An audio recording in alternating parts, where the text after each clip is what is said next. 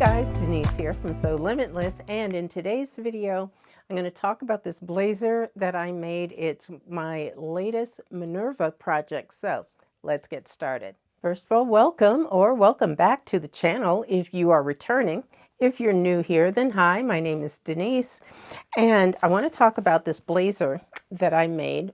It's my latest Minerva project, and I am a Minerva brand ambassador, so I get sent fabric for free, and I make something with it. Now, for this particular one, let me show you.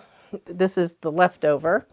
It is this printed washed linen. Let me get the name. It's Minerva. I believe it's a Minerva exclusive, which means that they're the only ones where you're going to be able to find this, called Retro Revival Washed Linen. And it is a print-on-demand fabric. So with the print-on-demand, that means exactly that they print these fabrics, whichever you choose, as they are ordered, as they are requested. I guess they will print up whatever amount that you need. So that's something that Minerva's been doing quite a bit of lately.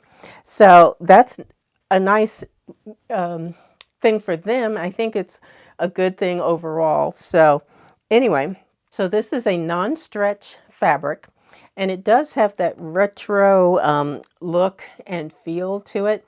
I did wash it before I used it, and that just actually made it softer. I did not notice anything as far as like fading of colors or anything like that.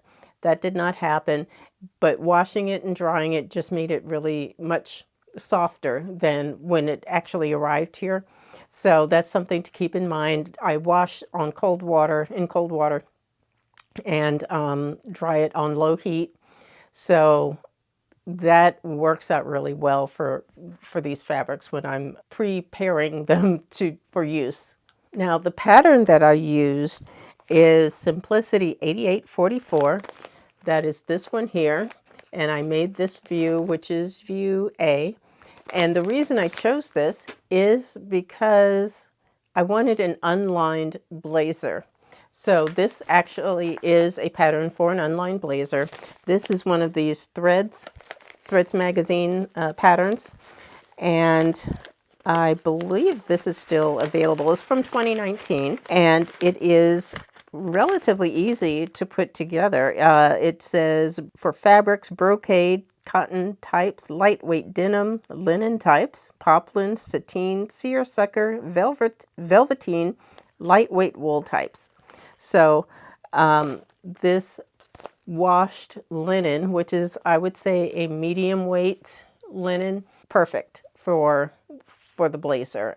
Like I said, I wanted something that would be relatively easy to put together, but I did not want a lined blazer because I really just wanted it kind of a summery kind of feel since it is a linen fabric. So that is what I did, and that worked out just fine. There are different variations as far as the pattern is concerned, but the fabric itself, as I said, I'm a brand ambassador. The fabric was easy to sew and to cut.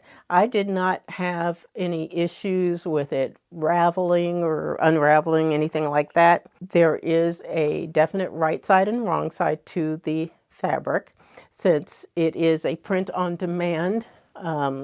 This is the back side of the fabric here, and you've got these pretty flowers.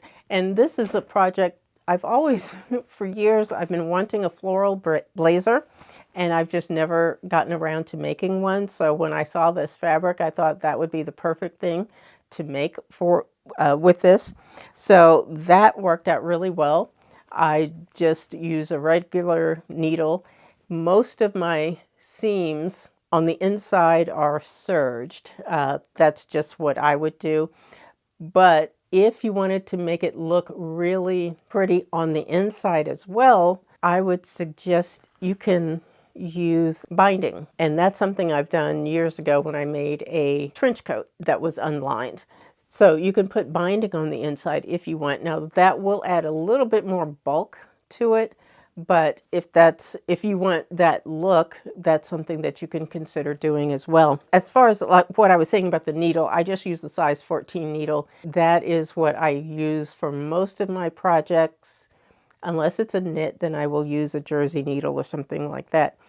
But with this project, I did use the blind stitch foot, and that is because in the instructions they tell you, like for the hem of the sleeves and the hem at the bottom of the jacket, they don't want you to see that stitching, so you can do it by hand.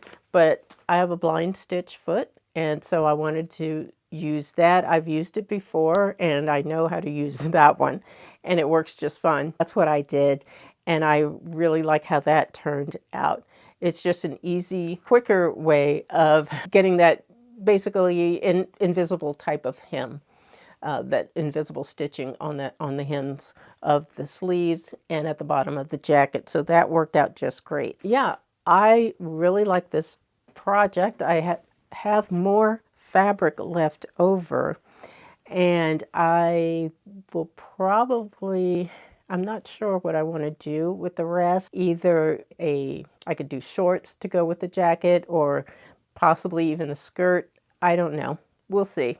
So I know I do have enough fabric left for either one of those, either a skirt, shorts, something like that. But anyway, if you do have any questions or comments about the fabric, I'll leave you a link for that. About the pattern, which, like I said, I believe is still available, or any questions or comments about the video, please leave them down below. I thank you all for watching. Oh, also give the video a thumbs up and subscribe to my channel so you don't miss a new video. Go ahead and hit that notification bell. Take care. I thank you for your time. I appreciate you, and I will see you in the next video. Bye-bye, guys.